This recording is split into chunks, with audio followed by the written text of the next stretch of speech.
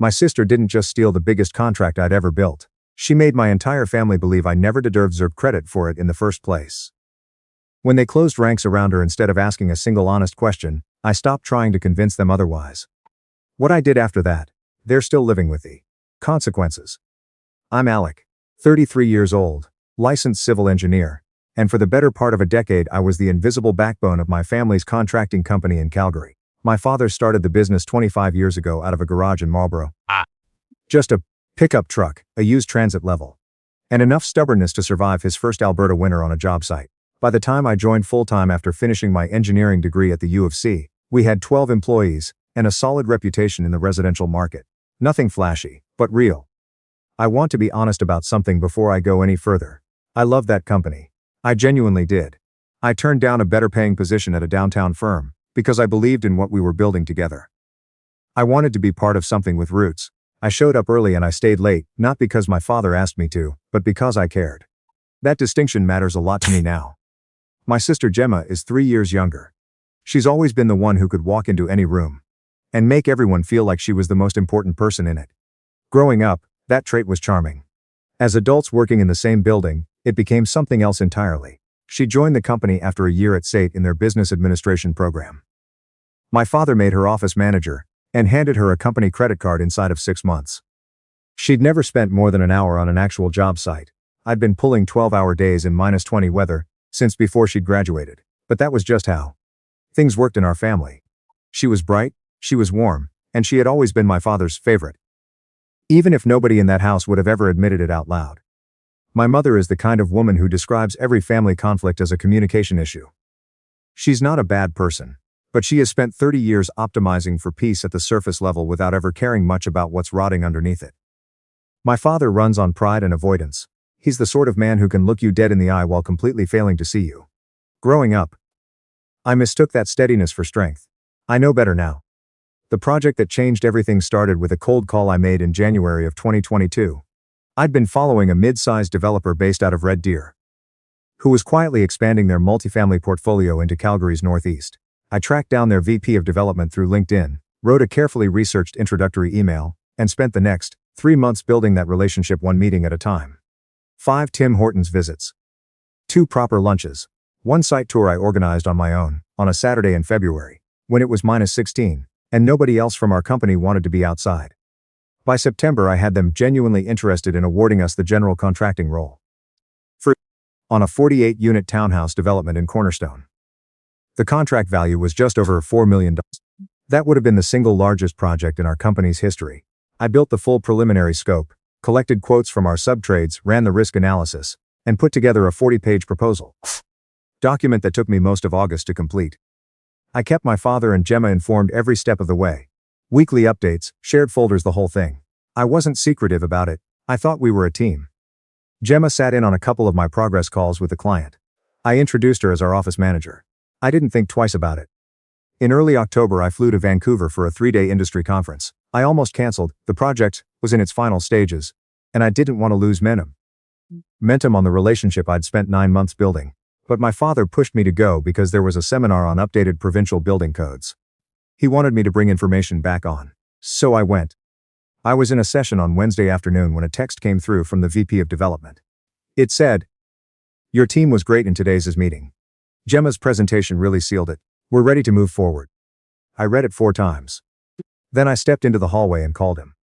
He told me Gemma had reached out earlier that week, said she wanted to do a final, in-person presentation, to make sure all their questions were addressed, and had come in with my proposal, my document, the one I'd built from scratch over the summer, and presented it as though she had led the entire development process.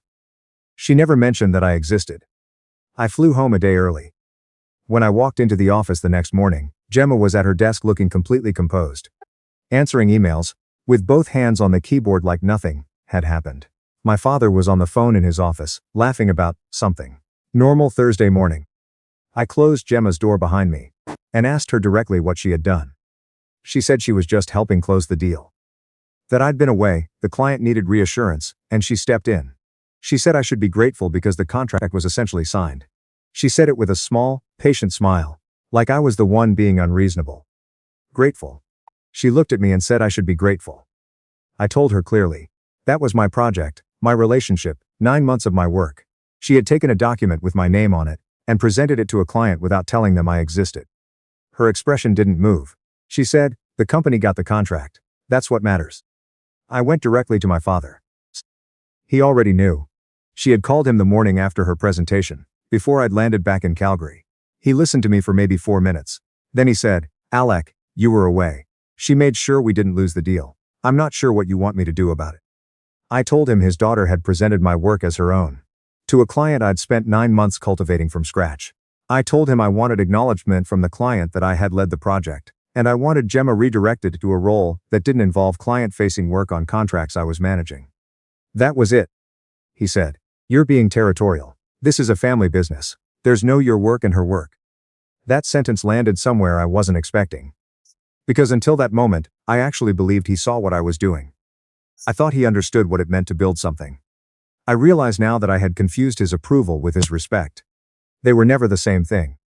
My mother called me that evening, framing it as a check-in, but within a few minutes, she was explaining that Gemma had been feeling underutilized, and that the presentation had been good for her confidence. She asked me to try to be supportive of my sister. Supportive of the person who had erased me from my own work. I gave it a week. I tried to be measured. During that week, the contract was formally signed and a company-wide email went out congratulating the team on landing the biggest project in our history. Gemma was mentioned by name. I was not. I made one final attempt with my father. I sat across from him at his desk, kept my voice level, and told him exactly what I needed: acknowledgement, a clear internal record, and a role boundary going forward. 2 things. That was all I was asking for. He told me that if I couldn't be a team player, he'd need to reconsider my involvement on the project. Reconsider my involvement on the contract I had built from a cold email in January. I went home and sat at my kitchen table for a long time. I thought through every practical fact of my situation. I had 2 people I'd personally recruited. My project coordinator Darren, who I'd hired, away from a competitor 2 years earlier, and my site supervisor, who had followed me from a previous job because of what I'd built with him on that project. I had 5 sub-trade relationships that ran on my credibility, not the company name. I had a clean professional record and a PEng designation that belonged entirely to me. Over the next 3 weeks, I did my research quietly and carefully. I registered a new corporation through Service Alberta. I spoke with an employment lawyer to understand my obligations, specifically what I could and couldn't take with me when I left. I set up a separate email address and a new phone line. I said nothing to anyone in the family. I had honest conversations with Darren and my site supervisor. I told them exactly what had happened and exactly what I was planning to do. I wasn't asking them to follow me. I told them the door would be open if they chose to, but that I meant it when I said it was their decision to make. Both of them handed in their notices within the week. I reached out to 3 sub-trade contacts who had worked with me closely over the years. I told them I was striking out on my own and would be in touch when I had projects to discuss. Nothing improper. Everything by the book. On a Thursday morning in December, I submitted my resignation. In writing, professional, 2 weeks notice as per my employment agreement. My father came out of his office 10 minutes after reading it. He told me I was throwing the family under the bus because I couldn't handle being told no. I told him I was leaving because my work had been taken from me and my concerns had been dismissed. Those were facts, not feelings. He told me I'd never make it without the family name behind me. I finished my notice period in silence, cleared my desk, and left. I did not give anyone my new office address. I did not explain my plans. I changed my personal cell number and did not share the new one with my parents or my sister. My new firm signed its first contract in February, a small commercial tenant improvement job. $42,000, not glamorous, but mine, every dollar of it. By spring, a referral from one of my sub-trade contacts led me to a project manager at a Calgary developer who needed a reliable general contractor for a townhouse infill in Inglewood. I won that contract, $97,000. I was operational and I was growing. The family found out through the industry in March. Calgary's Castrian community is not large, and news travels. My father called from a number I didn't recognize because I'd blocked every number I had for them. He said he'd heard I'd started my own company and wanted to talk. He said the business was struggling. He said my mother was upset. He said Gemma felt terrible about how things had unfolded. I told him, if Gemma felt terrible, she would have told the truth in October. She didn't.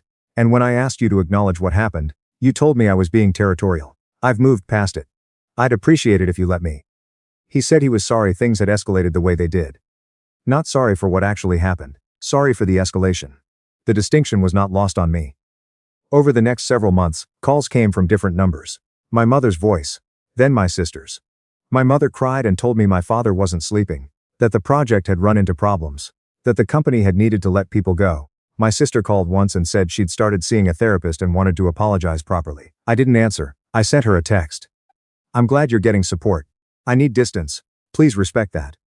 She showed up at my office in July. She'd found the address through the corporate registry, I assume.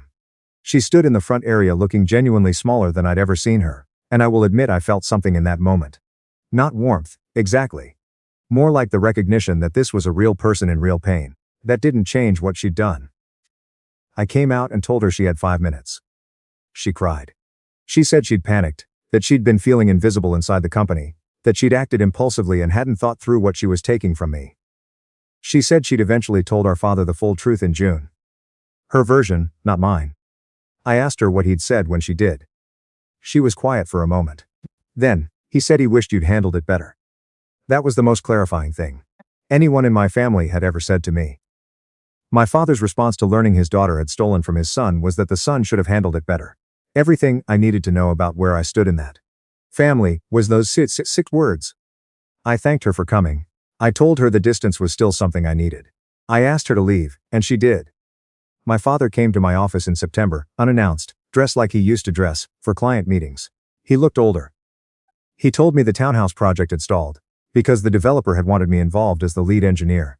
And when that couldn't be arranged, they'd walked. He said 3 more staff had been let go. He said my mother asked about me every single day.